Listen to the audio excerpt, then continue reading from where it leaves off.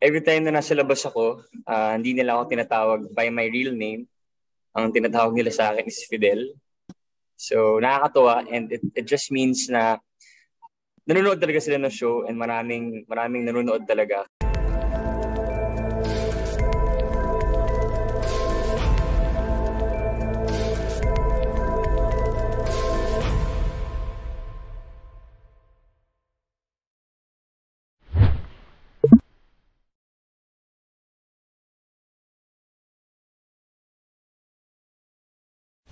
Actually, every time na nasa labas ako, hindi nila ako tinatawag by my real name.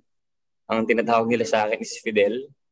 So, nakakatuwa and it just means na nanonood talaga sila ng show and maraming nanonood talaga. Kaya tumatak yung name ko and name ng lahat ng cast is because maganda talaga yung show.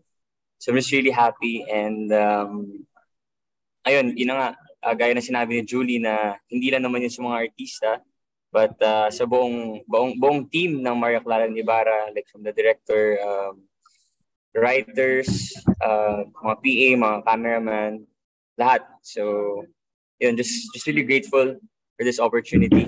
And thank you, GMA.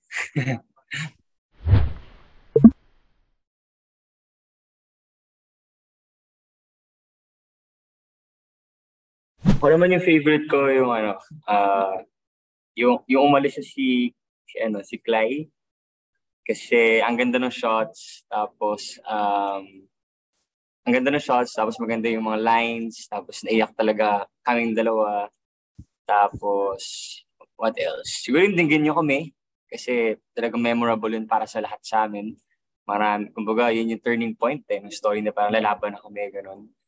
And yung mga scenes namin ni Dennis kasi masaya ka-eksena si Dennis. Mm-hmm.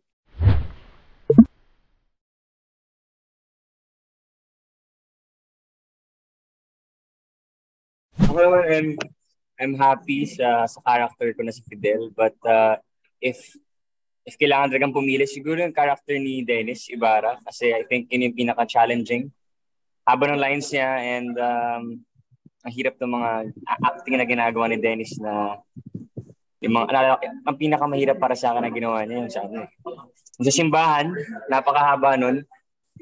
Kasi hindi ko alam kung paano niya na ginawa yan. So siguro yun kasi yun yung pinaka-challenging and I like challenges.